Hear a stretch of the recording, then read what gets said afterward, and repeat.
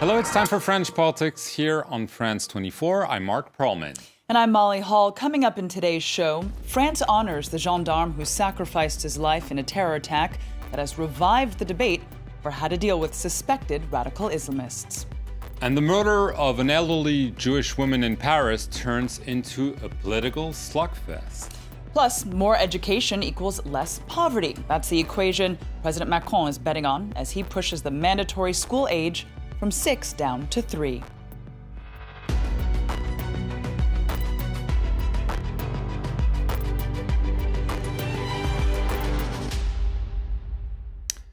This week, France paid tribute to the victims of last week's terrorist attacks in the south of the country. The Prime Minister, Edouard Philippe, took part in commemorations in Trèbes, one of the sites of the deadly rampage by an Islamist gunman. 4 people were killed, including an officer who switched places with a woman hostage during part of the attack on a supermarket. That's right. Now, Emmanuel Macron led national tributes to the gendarme Arnaud Beltrame. Politicians from across the spectrum attended the Paris ceremony, including 3 former French leaders. Now, the president posthumously awarded the slain officer with France's highest award, the Legion of Honor.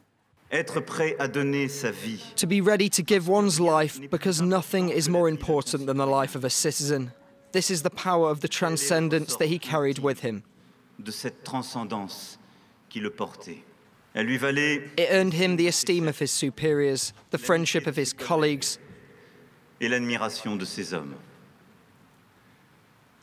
À cet instant, at that point, however, when others, even the brave, would perhaps have hesitated or even compromised.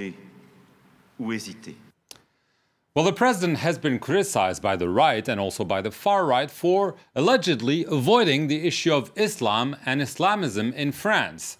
The president was indeed supposed to give a maiden speech on this very issue early this year, but it has been postponed and it still hasn't happened. This is why his words on that very solemn occasion were particularly scrutinized, and Macron clearly fingered Islamism as the enemy.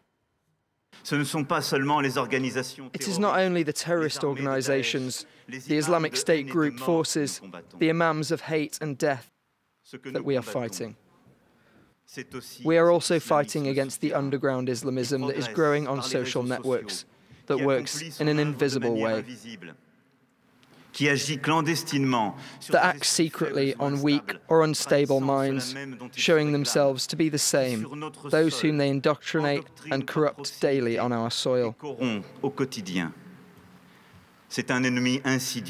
It's an insidious enemy that requires of every citizen, each one of us, increased vigilance and civic-mindedness.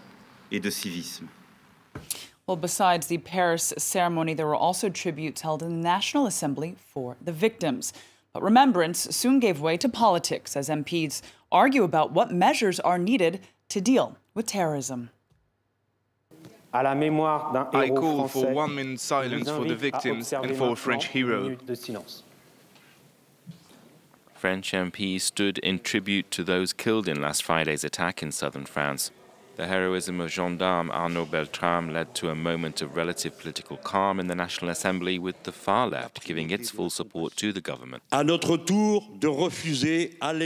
It is now for us to deny the enemy any kind of victory, and that begins with political unity. We are certain that you and your ministers and all government departments did everything in your power to do the best you could in the circumstances. The right-wing opposition wants listed suspected radicals to be imprisoned and for the state of emergency that ended in November to be reintroduced.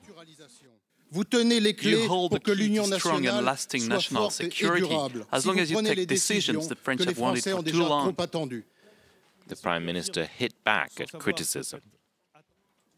To those who say ignorantly that this attack could have been avoided, those who promise the French people zero risk, I say they bear a heavy responsibility in speaking so casually. He said France has a legal arsenal to deal with extremists. Marine Le Pen, looking on, rejected that. There is nothing to prevent the state of emergency being brought back. They are running away from their responsibilities, and most seriously, they are hiding behind the body of a hero. Emotion then, but also political wrangling over France's terror threat. Well, the Trèbes attacker was known to the authority. The 25-year-old Moroccan-born was on France's so-called Fiche S list. This list catalogs thousands of people who may pose a threat to national security. But according to the Paris prosecutor, the attacker posed no imminent risk. The deadly attack has once again raised questions of the effectiveness of that list. Alano de Souza and Robert Sutton-Maddox have more. It's a database made up of people who may pose a risk to national security. The so-called Fiche S is broken up into 16 rankings, from the most to the least dangerous. 25,000 people are on this list in France, and they include political activists, hooligans, and over 9,000 radicalized people. It's where Redouane Lakdim's name was featured. In 2016 and then in 2017, he was monitored by security services. The monitoring showed no indications that he would commit a terrorist act. Individuals on the Fiche S can have their electronic communications monitored, telephone calls listened to, and even at times get tracked in person. The list gets updated every 2 years. We don't have the means to monitor everyone, so we need to evaluate them regularly and their threat levels. And so we can focus on who is potentially the most dangerous among them. In addition to the Fiche S, another database was created in France in 2015. Its aim is to track religious fundamentalists flagged up by intelligence agencies, the police and ordinary citizens. It currently features over 19,000 people. What counts is that if a principal in a high school, for example, has a strange feeling, he could flag up that person, and they should do it because it tips off the intelligence services. There are currently around 11,000 people who are actively monitored by intelligence agencies in France. For the second time in the space of 1 year, an elderly woman was brutally murdered in Paris because she was Jewish. This is according to the authorities and according to the President Emmanuel Macron, who attended the funeral of the 85-year-old Mireille Knoll. However, a few hours later, a silent march took place in Paris. But instead of honoring the victim, it turned into an ugly political showdown.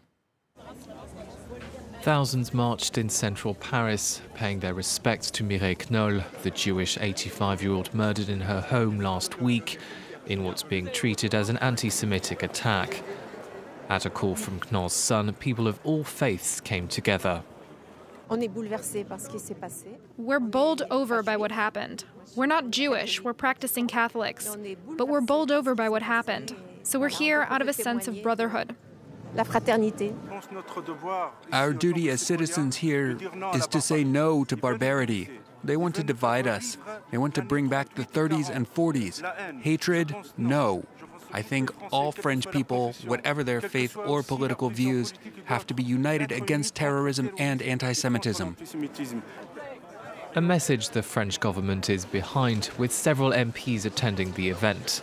However, despite the call for unity, not everyone seemed so welcome.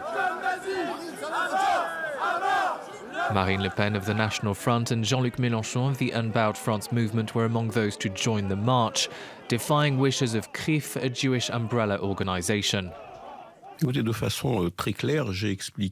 I explained very clearly that the overrepresentation of anti-Semites on the far left and the far right makes these two parties indefensible. The two political leaders were heavily booed by protesters and had to be escorted out by security as tensions threatened to boil over. Marine Le Pen, whose father and predecessor as party leader is a convicted Holocaust denier, said CRIF had, quote, the wrong enemy. Mrs. Knoll's son called for everyone to be here, so I think the people booing are lacking respect for the victim. Jean-Luc Mélenchon, meanwhile, accused CRIF of politicising the march. He also denied accusations of anti-Semitism. The left-wing leader supports a blanket boycott of Israel and is opposed to Israeli settlements in the Palestinian territories.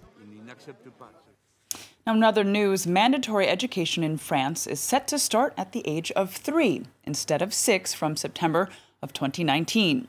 President Macron says the change is designed to fight inequality in some of France's poorer areas. Emerald Maxwell has the story. The goal is to correct inequality at the earliest opportunity. School is currently compulsory in France from the age of 6, but as of September, children will be forced to start at the age of 3. I hope that with this new obligation, from the start of the school year in 2019, we'll start to create more equality on a daily basis. With over 97% of French children already enrolled at school at age 3, the move only affects some 26,000 children. But they're disproportionately found in the poorest areas of France and its overseas territories, where more parents opt not to send them to school until later. Macron's government says those children are being left behind. This head teacher agrees on the importance of early schooling. Nursery school teaches you how to be a pupil. That means learning how to learn, how to be social. It's an essential part of education, and being able to adapt to school life. Not all parents agree with the move. I think 4 would be good, but 3 is a bit young. But the majority seem convinced. It makes sense to me. It seems normal. It's a child's education. Even before 3, my child started at 2.5. There is no doubt. I really saw a good change. The Education Ministry has announced 800 more school staff to cope with the extra children. Unions say the next priority should be reducing nursery class sizes, which currently stand at an average of 22 pupils per class. And that's all we have time for this week. Indeed, we'll leave you now with images of the president visiting a school here in the north of Paris and getting an earful from the little kids.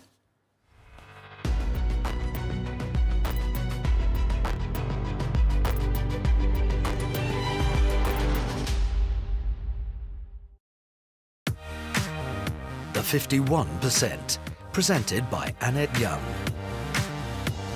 A programme about women who are reshaping our world. We meet those who seek equality, be it in the boardroom or at the village well. The 51% brings you stories from across the globe about the women who are challenging the way we think. The 51% on France 24 and France24.com.